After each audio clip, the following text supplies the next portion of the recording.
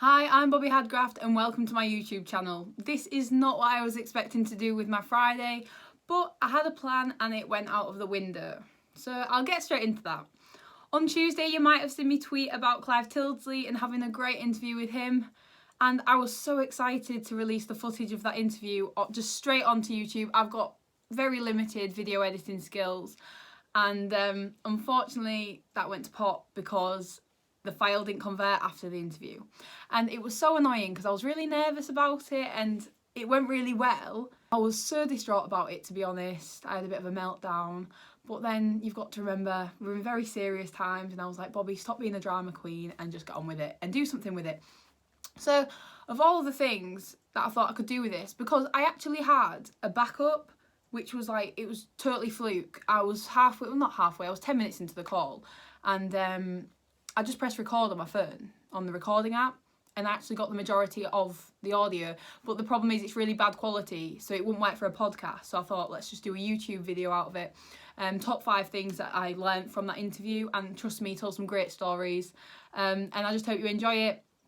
As for this channel, I'll probably just be posting football content on here. Hopefully a regular thing, I don't know. We've got a lot of time on our hands, haven't we? So hopefully you'll enjoy this and just let me know if there's anything you'd like to see. I don't know. We'll work it out as we go along. So I'll just get straight into it. First thing that I learned off Clive, the difference between TV commentary and radio commentary. And this was quite an interesting one. So listen here, if I can work out how to mix all the video and audio stuff together. There's one big difference, Bobby. One big difference. And that is you're just not as important on telly. And you've got to get your head around that. Yeah. You don't matter as much. If I was being very bitchy, which I am sometimes, privately, it's something that a few television commentators need to get their heads around. The most important part about studying communication, which is what you guys are doing, is that you try to take a step back from it and look at it from the consumer's point of view, from the audience's point of view. What are we trying to do? We're trying to serve our audience. We're trying to communicate with our audience. So the first thing we've got to do is identify that audience. And even in television, the audience is very different if you're commentating on a World Cup semi-final for ITV when it's 28 million people, as it was in Russia for the Croatia game, than if you are commentating on a Europa League game between two mainland European clubs, maybe one of those early kickoffs on BT Sport, where the audience is maybe 150,000. And so then your audience is a very, very committed, knowledgeable audience, hardcore football fans. When the audience is an England game at a major tournament, then your Auntie Vera, Matthew, and your Uncle Joe, Bobby, they're watching their only football matches of the year. And so, they're as important as any viewer. You've got to include them, you've got to bring them in.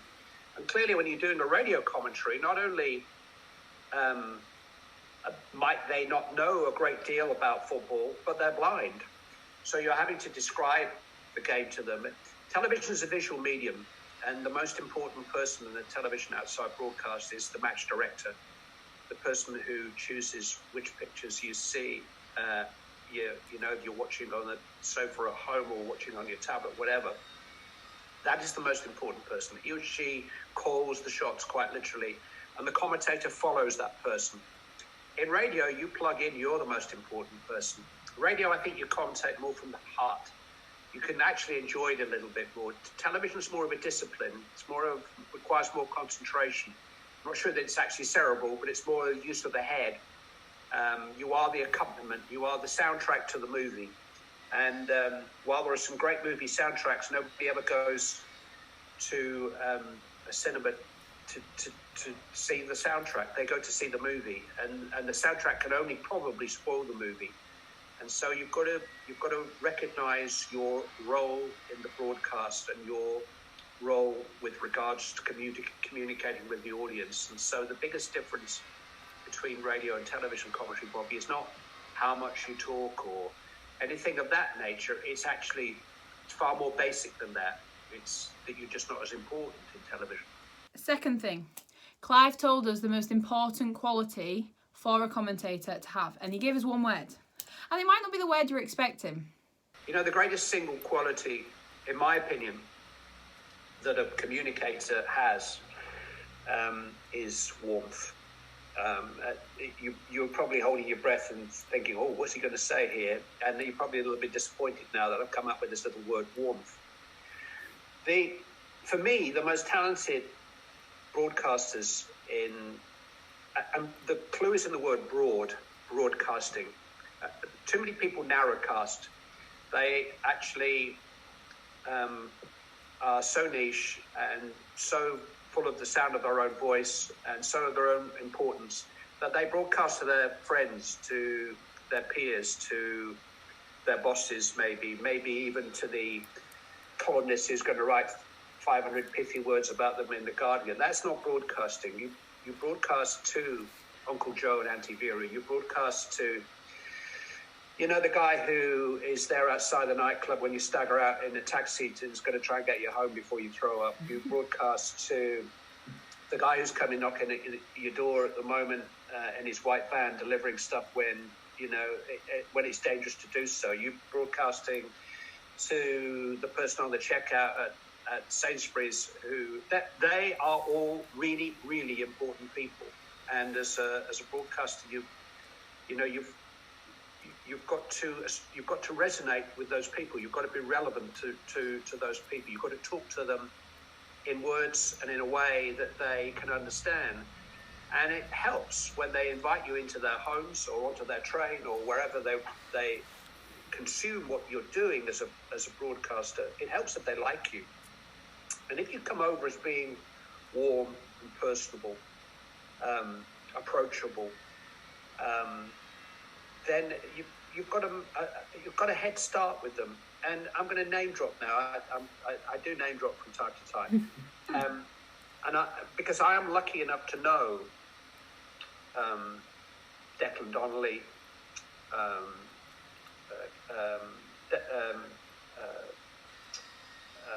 who am I thinking of? Bradley Walsh, Dermot O'Leary. They all work at ITV, and I know these guys. And I am delighted to say they are absolutely exactly the guys that come through the screen of your television set when they're broadcasting to 10, 12, 15 million people on X Factor or The Chase or Takeaway or The Jungle. They are that guy, the guy that you feel as if you'd quite like to go and have a drink with, the guy you feel you could have a joke with, take the piss out of. They are that person. And to look into the little black hole, and I'm sure you've all done this as part of your course, you've done television presentation is so weird because you operate in this massive room, this television studio. It's great. The least kind of the least warm, the least intimate setting that you could ever have. And you've got to look into this little black hole on the end of this great big piece of machinery. And you've got to talk to 10 million people as if you're talking to them all individually. And they're all different, these people. So if you can come over as a good guy, a good person to them, that's the skill. Third thing. So my very good friend and peer at uni, Matthew Owen, I will link his Twitter in the description actually, because he's just kind of got a new Twitter account and he needs more followers. So please follow him. He asked Clive if he believed that commentators believed they were like poets. But Clive wasn't fond of this, and he wasn't a fan of those famous one-liners. I've been guilty of being that commentator. I have no question whatsoever. I hope that I'm no longer guilty. And listen, we're all a matter of opinion.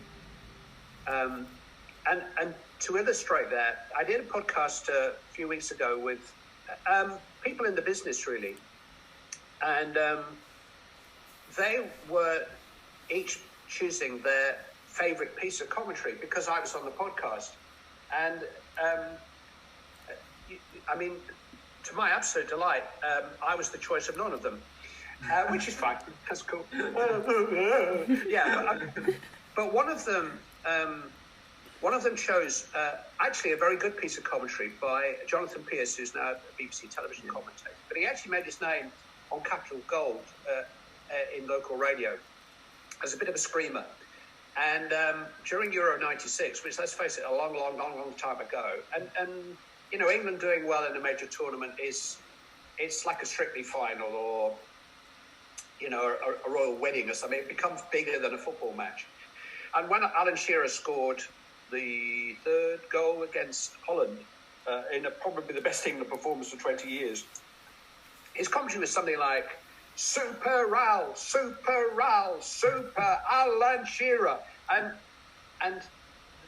fine, which, you know, commercial radio, national event, England winning, go for it. Yeah, you know, become that sort of tub-thumping, you know, rhetoric, kind of cliched, almost Alan Partridge plus commentator. That's the time to be that person. But my question to the guy that nominated as his favourite piece of commentary was, you don't want all commentary to be like that, though, do you? Fourth thing. So this one's just about FIFA. And a lot of you will know Clive's voice off the FIFA soundtrack. And yeah, he told us a bit about the script. And he actually wasn't that happy with it when it first received it. So he had to make some changes himself, which he told us about here. When I first inherited the script for FIFA, FIFA's made in Vancouver, and it had goaltenders and goal minders and all sorts in the script. And I took those out. But what I also took out the script were kind of bust the onion bag, or because if you play FIFA all day, it's kind of funny the first time you hear it, but the 15th time you hear it in the hour, actually, absolutely, yeah. you want to turn it down. So my message to the guys that make FIFA in 3A was basically the same message as the one I've just given to you, that this is a visual medium. The commentator is only a part of it. It's only, you know, third violin really in the orchestra. That's all we're trying to be. So the more understated and the more authentic the commentary is, then the better I think it fits in with the gaming experience. Again, going back to who's your audience? The audience is the gamer. Gamers concentrating on the gameplay. Yeah. At the time, FIFA's gameplay was terrible.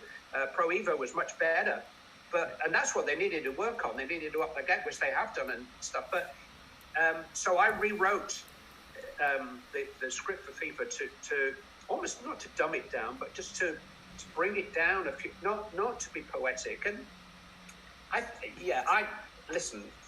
I mean, it is a matter of taste, and you know, Greek gods in Rome, fine, but. It's not. I mean, I hate to be pedantic, but he's not a Greek god. He's a big centre half who's headed a goal in the last minute. That's what he is. Now, fifth thing, right? If you've watched this far, you are in for a treat, because this is jerks, to be honest. I was not expecting Clive to say this. It really made me laugh, but it does make sense. So he actually compared commentary to sex, and there are some really good quotes in this. So I hope you enjoy. And I'm going to say something very risque to you now. You're quite adult, aren't you? Both. I can tell you're both quite adult. Yeah. Because this is something I said in the podcast. This will sound really weird. You know, you're going to play this to Gaz or to the whole class. I said, you've chosen a really extreme version of commentary as your favourite piece of commentary. I said, what's the best sex you've ever had? And the guy said, I don't. I said, it's probably in the back of a car or in a broom cupboard or something which was really daring and really wild at the time, which you'll never ever forget. But do you want all your love life to be like that? No, you don't. and I actually said, I think a good commentator is a big warm duvet and a couple of soft pillows and the curtains closed with somebody you love. I.e., the love life that you actually want, not that extreme example which might drop into your life from time to time. So it's an interesting analysis, because I think whatever kind of story you're covering as a journalist, as a broadcaster, you want to make an impact, you want it to be good, you want it to be the best it can possibly be. But I go back, who are you serving? You're serving an audience. I'm going to bitch about somebody else now. The writer of the moment in sport, not even a sports writer really, but picked up the two biggest awards at the SJA Awards earlier this year, is Marina Hyde, who is a fascinating writer to read. But you do need a thesaurus handy. It does set off down, her writing sets off down back roads and to places that you're not quite sure where she's going. And when you get there, you're not quite sure what it was she wanted you to know. It's been an entertaining ride. It's been a pretty ride. Journalism, for me, you know, Martin Samuel, hard, short, sharp, opinionated lines, qualified. And you know at the beginning where he's going, and you know by the end where he's gone. And you might disagree, but you've been taken on a journey with words you can understand.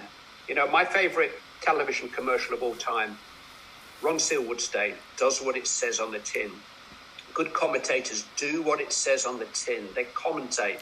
They commentate every single game, so that every game, when you sit down, when you sat down and Pat Summerall's voice came on at the start of an NFL game, you thought, we're going to be okay tonight. Pat's doing it. You felt this will be all right. If when I eventually shuffle off this mortal coil, if somebody ever says that about me, that when we turn it on, Clive was contact, we thought we'll be okay. Not that he's a poet or that, you know, name on the trophy or, you know, Rooney, remember that. Fine. But just that somebody we could rely on, somebody that we liked, somebody who would guide us through this match, which is a big emotional experience for us as a football fan. That's what I want to be, not a poet. So thank you very much if you've watched this far. That's absolutely everything. And yeah, I hope you have a great bank holiday weekend and lockdown isn't too stressful. Also stay inside, don't be an idiot, and we'll all get through this together. Hopefully I'll make some more videos and I'll do that thing that everyone does, like and subscribe. That would be nice. And yeah. Oh, also, I'll probably be doing some Hull City content and things like that once the season's resumed, because that'd be cool, wouldn't it, I guess, for Hull City fan. No one else really cares, but okay. All right, bye.